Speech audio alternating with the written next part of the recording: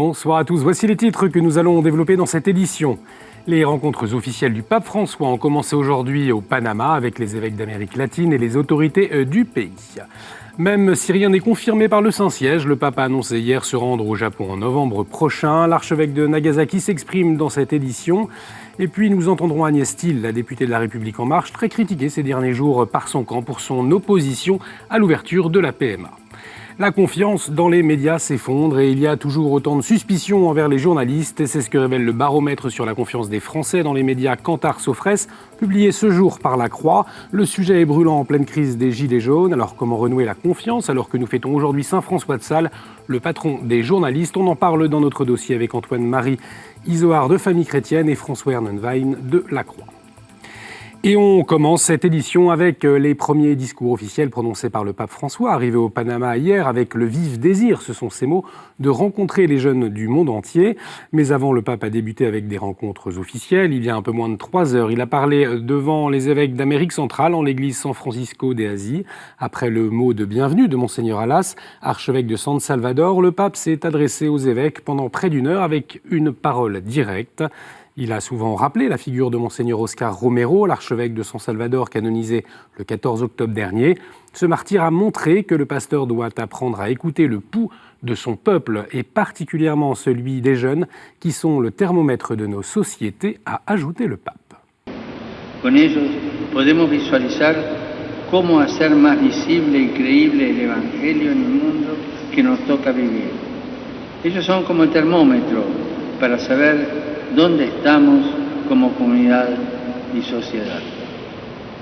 Ellos portan consigo una inquietud que debemos valorar, respetar, acompañar y que tanto bien nos hace a todos porque desinstala y nos recuerda que el pastor nunca deja de ser discípulo y siempre está en camino. Le Saint-Père a aussi longuement abordé la question de l'accompagnement des prêtres. Ils doivent trouver des pasteurs dans lesquels ils peuvent se regarder et non se retrouver devant des administrateurs qui veulent passer les revues en troupe.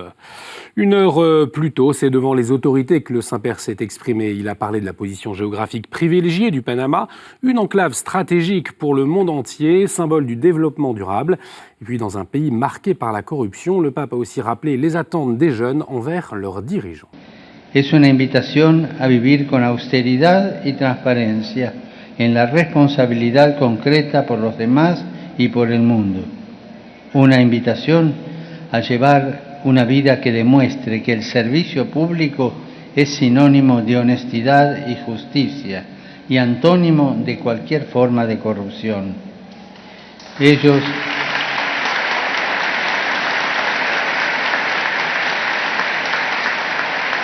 Ellos reclaman un compromiso en el que todos, comenzando por quienes nos llamamos cristianos, tengamos la osadía de construir una política auténticamente humana que ponga a la persona en el centro. Dans un peu plus d'1 heure et demie, ce sera la cérémonie d'accueil et d'ouverture au campus Santa Maria la Antigua. Il sera 17h30 au Panama et 23h30 en France. Je vous le rappelle, KTO diffuse en direct tous les temps forts de ces JMJ. Et puis, on vous en parlait mardi, les JMJ se vivent aussi en France avec des événements locaux. Cela a débuté ce soir à Paris, par exemple, avec des catéchèses dans plusieurs paroisses. En Bretagne, des étudiants de Rennes et de Saint-Brieuc proposent les JMJ bretonnes dans la commune de Saint-Pern, à une vingtaine de kilomètres de Rennes. Le père Guillaume de Montgolfier supervise l'événement, on l'écoute. Cette année, donc, les jeunes qui viendront le week-end prochain, 26 et 27 janvier, à Saint-Pern, pourront vivre dans une échelle réduite, cet esprit des JMJ, la rencontre universelle avec des petites sœurs qui viennent du monde entier pour se former sur cette maison de formation, et puis aussi la communion avec les jeunes qui seront à Panama par des diffusions en différé de différents événements qui seront vécus là-bas, autour du pape, et puis aussi ce qui fait un peu l'ADN des JMJ, la rencontre, la prière, des temps de catéchèse, de réflexion, mais aussi bien sûr de fêtes et de chants. Dans l'avion qui l'amenait au Panama, le pape s'est adressé aux journalistes qui l'accompagnaient. Il a annoncé se rendre au Japon en novembre prochain. Le pape avait rencontré des évêques du pays le 17 décembre dernier au Vatican. Le Saint-Siège ne confirme pas officiellement la nouvelle, mais l'Église locale se prépare à accueillir le pape. C'est ce que nous a confié Monseigneur Takami, l'archevêque de Nagasaki. Le programme du voyage du pape n'est pas encore fixé, n'est pas encore décidé. Depuis quel jour, jusqu'à quel jour, et puis où est-ce qu'il va, on ne sait pas encore exactement. Et alors, notre préparation serait donc limitée. On ne peut pas comment faire jusqu'à... On pense peut-être le pape viendra, sûrement viendra à Tokyo, visitera Tokyo, et puis le pape lui-même nous a dit qu'il va visiter Nagasaki. Depuis Nagasaki, il va prononcer un message de paix et pour des armements, et des armes nucléaires, etc. Mais beaucoup de gens qui disent « Je suis très heureux, nous attendons la venue du pape ». Alors il y a une réaction très positive, beaucoup. Direction le Venezuela où la situation est tendue dans le pays. Ce jeudi, Juan Guaido, 34 ans, s'est autoproclamé président en exercice du pays en attendant de nouvelles élections. À Caracas, des dizaines de milliers de personnes ont marché hier contre le président élu Nicolás Maduro. Mardi, alors que des troubles avaient fait 4 morts, le cardinal Porras, administrateur apostolique de Caracas, a invité les prêtres à manifester contre le président Maduro, dont l'action est jugée par l'Église contraire au respect de la dignité humaine. Hier, des manifestants ont été obligés de se réfugier dans la cathédrale de Madurin pour fuir des groupes anarchistes. Dans un communiqué, les évêques avaient demandé aux forces de l'ordre de protéger la population pour ces manifestations pacifiques. Aujourd'hui, en République démocratique du Congo, Félix Tshisekedi a officiellement été investi comme président du pays. Mardi, après avoir émis des doutes sur sa victoire, l'Union européenne et l'Union africaine ont décidé de lui apporter son soutien. De son côté, l'Église a publié hier les résultats de son rapport d'observation pendant le scrutin. Ce comptage parallèle révèle que le candidat Martin Fayoulou arrive en tête avec plus de 60% des voix. Retour en France avec les questions bioéthiques qui cristallisent les débats au sein de la majorité. Le 18 janvier, la députée de l'Oise Agnès Thill a publié une longue lettre de 9 pages à ses collègues parlementaires. Pour elle, le rapport de la mission de l'Assemblée sur la bioéthique a franchi une ligne rouge avec certaines recommandations. Cette ancienne directrice d'école dans une ZEP, anciennement au Parti socialiste, s'est excusée si certaines de ses paroles parues dans la presse ont pu blesser, mais elle reste fidèle à ses convictions, comme elle nous l'a confié. Est-ce qu'on me dit qu'un père n'est pas nécessaire? Est-ce qu'on me dit que c'est pas utile? Eh bien moi, je ne veux pas de cette société-là qui dit que l'autre n'est pas nécessaire, que l'autre n'est pas utile. Je crois que tout le monde est utile sur cette planète, qu'un père, ça a son utilité, ça fait des choses autant que la mère, et que les deux sont différents. Et on ne peut pas, en tout cas, je ne peux pas, de quel droit, je ne m'autorise pas ce droit de retirer d'office un père à un enfant. Est-ce que c'est mon rôle en tant que législateur d'instituer institutionnellement dans la loi le père facultatif? D'ailleurs, en ce moment, dans la loi, l'absence de père avant la naissance est un préjudice. Et on va faire d'un préjudice un droit. C'est tout à fait paradoxal. Agnès Thill espère encore que le débat sur ces questions soit possible au sein de la majorité. Les valeurs de mon mouvement, qui sont des valeurs humanistes, que je défends depuis le début. Donc j'espère vraiment que je vais rester. Moi, je suis très attachée à cette famille politique. Tant mieux, vous voyez, ça montrerait qu'on n'est pas des godillots, comme on nous a dit parfois, qu'on pense différemment, qu'on peut penser différemment dans ce groupe. Normalement, c'est ça notre mouvement, notre groupe. On a exprès des gens, d'individus et d'horizons très différents, qui viennent de la gauche, de la droite, du milieu associatif et autres. Évidemment qu'on est très différents, donc on pense différemment. Ce que je veux, c'est pouvoir défendre ma position. Là, par exemple, je ne suis pas convaincue que ce soit bon pour l'enfant. Voilà. Est-ce qu'on me prouve que c'est dans l'intérêt de l'enfant de grandir avec une maman seule ou de ne pas avoir de père? Je ne demande qu'à être convaincue. En tout cas, ce que je veux, c'est le débat et qu'on parle, voyez-vous. Le week-end prochain, ce sera la 66e journée mondiale des lépreux. Acteur historique du combat contre la lèpre, l'Ordre de Malte se mobilise vendredi, samedi et dimanche avec une grande quête. Aujourd'hui encore, la lèpre, maladie de la misère, fait des ravages dans plus de 150 pays. Chaque année, plus de 210 000 nouveaux cas sont dépistés, dont 5% chez des enfants de moins de 15 ans. La Garde suisse a fêté hier son 513e anniversaire. Une messe a été célébrée à 18h en l'église Sainte-Marie de la Pitié dans le cimetière des Teutoniques, jouxtant la basilique Saint-Pierre et la salle Paul VI entre les murs du Saint-Siège. 5 siècles plus tard, l'heure est à la commémoration.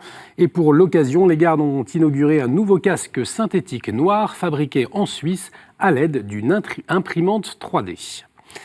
Et on poursuit avec la chronique du père Burguin. Aujourd'hui, c'est la Saint-François de Sales, patron des journalistes, et c'est le thème choisi pour sa chronique.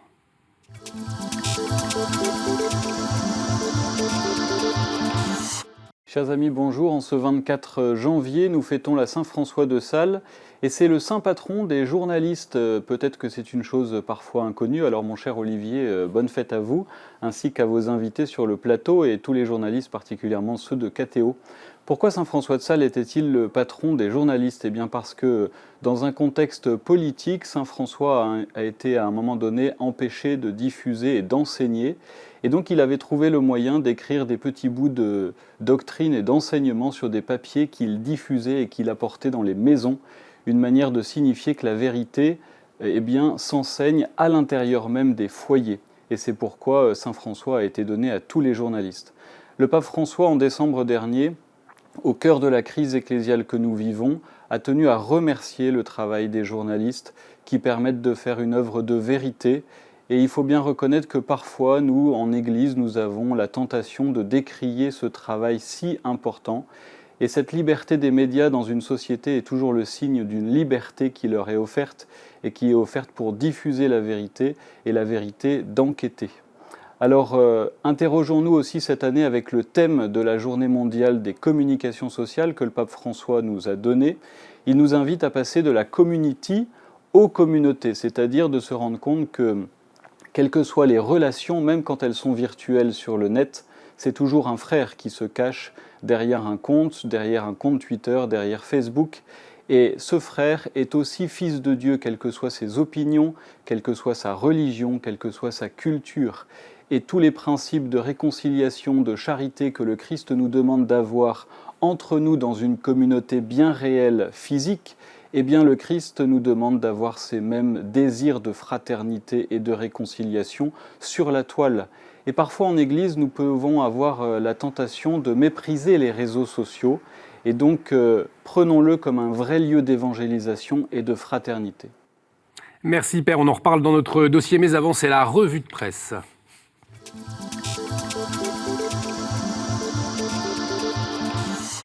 Et on commence avec Famille chrétienne, avec une sur les journées mondiales de la jeunesse. Alors, comment allez-vous couvrir l'événement, Antoine-Marie Zohar ? Alors, on l'a couvert avec cette une, cette couverture. On a un journaliste de l'équipe, Guilhem Darny, qui s'est rendu au Panama la semaine passée et qui a suivi des jeunes.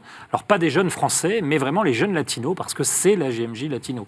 On sait très bien qu'il y a 1400, 1500 Français qui ont pu partir là-bas, mais ce n'est pas vraiment le moment pour nos jeunes, nos étudiants de partir là-bas. Donc, quelques-uns, un contingent est parti. On a vraiment voulu, à travers les pèlerins d'Amérique latine, découvrir un peu plus et faire découvrir aux lecteurs de Famille chrétienne cette église au visage très contrasté, enthousiaste, qui est aussi menacée par la sécularisation. Et donc Guilhem a parcouru le diocèse de Chitré, où il y a beaucoup de quelques Français, mais aussi surtout beaucoup de Latinos qui ont rejoint le pape ces dernières heures dans une joie incroyable. Merci Antoine-Marie. Et du coup, c'est Pèlerin qui a suivi des Français pour ces JMJ avec la promesse pour eux de vivre un choc culturel et spirituel dans un pays si dépaysant, mais aussi pour faire une pause dans leur vie. L'hebdomadaire propose également un reportage au Bénin sur un projet pilote de dépistage de la lèpre sous l'égide de la fondation Raoul Follereau. Si France catholique revient sur l'actualité récente comme la marche pour la vie, l'hebdomadaire propose aussi un dossier sur les contes. Le ministre de l'Éducation nationale, Jean-Michel Blanquer, a récemment mis les fables de La Fontaine à l'honneur. Et France catholique rappelle qu'il y a aussi une autre œuvre plus proche d'une inépuisable richesse, Le Trésor des contes d'Henri Pourrat, présenté dans France catholique cette semaine.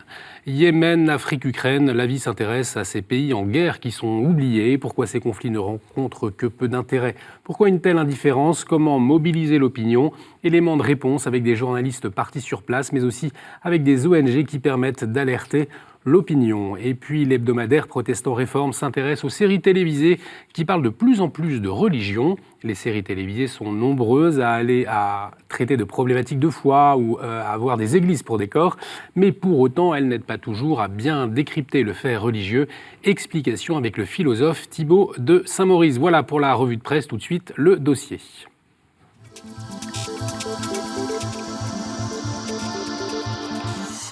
Antoine-Marie, François, ravi de vous retrouver. Alors, quand on lit le baromètre que vous avez publié dans La Croix aujourd'hui, François, eh bien, le constat est clair, la confiance dans les médias chute fortement. Oui, alors cette année, c'est plus fort. La courbe de ce baromètre qui se dessine depuis plus de 30 ans marque quand même une forte inclinaison dans la crédibilité des médias. Tous sont touchés, la radio qui est en tête quand même, comme souvent, les journaux papier, la télévision, Internet est plus stable. Il y a effectivement une crise de confiance dans les médias en ce moment. À mon avis, ça peut avoir un lien avec l'actualité. Moi, la question qui me passionne, cette crise de confiance, il faut la constater, la mesurer. C'est ce que fait ce baromètre maintenant installé dans la durée, je le disais tout à l'heure. Mais la question qui est posée aux médias, quelle réponse apporter à cette crise de confiance? Je vais filer la métaphore, elle vaut ce qu'elle vaut, mais ça fait longtemps que les hommes politiques savent que leur crédibilité est entamée. Sauf que, le sachant, ils n'ont pas, semble-t-il, mis en œuvre tous les efforts nécessaires pour restaurer cette crédibilité. Il ne faudrait pas que les médias commettent la même erreur. Aujourd'hui, il y a des stratégies possibles en termes de qualité dans le traitement de l'information. Il y a des stratégies possibles pour renouer cette confiance. Un examen de conscience à faire pour les journalistes, Antoine-Marie, aujourd'hui. Objectivement, oui, j'ai lu l'édito de François qui appelle à cet examen de conscience. Je le prends aussi pour nous.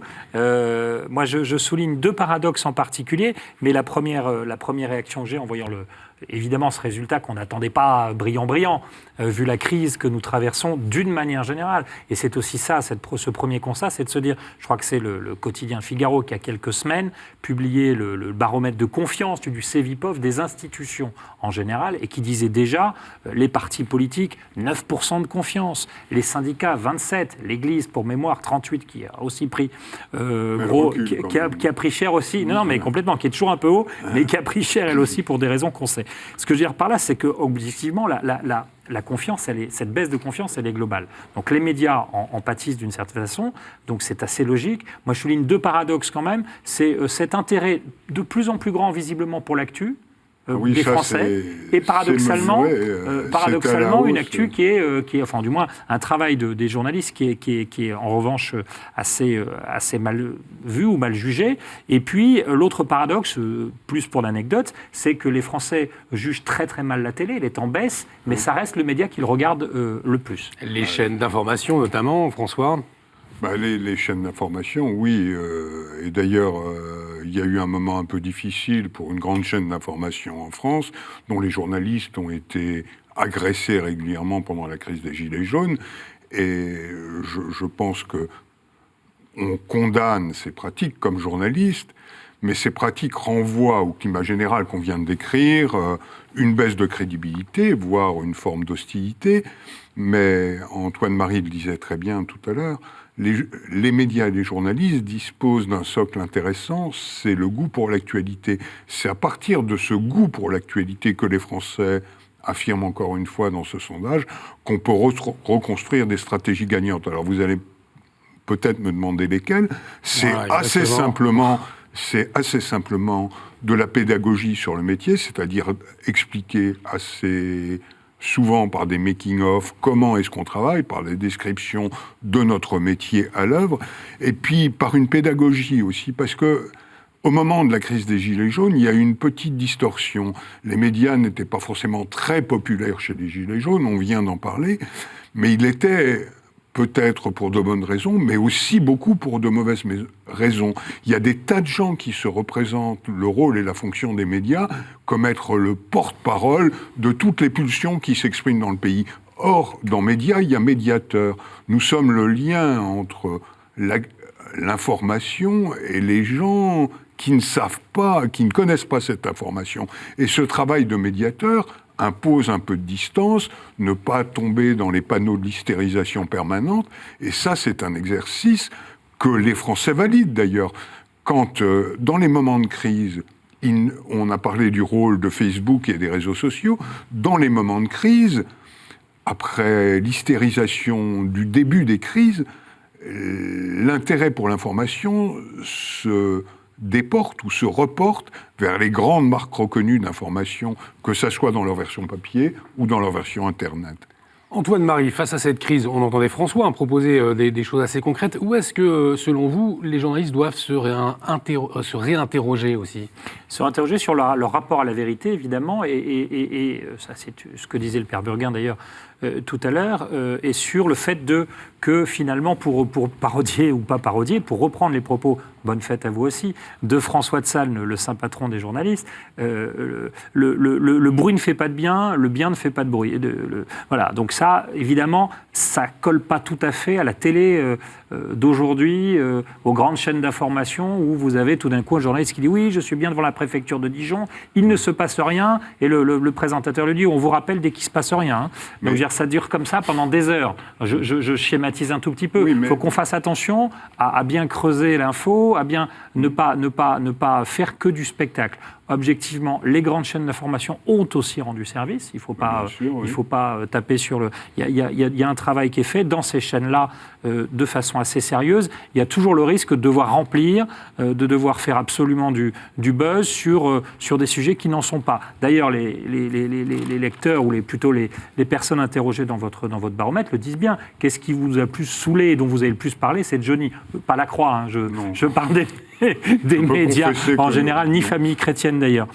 Vous vouliez réagir, François ? Oui, moi, pour la présentation du baromètre, on avait invité un certain nombre de personnalités pour qu'ils analysent et commandent ce baromètre, et on avait invité la directrice de l'information de BFM TV, Céline Pigalle.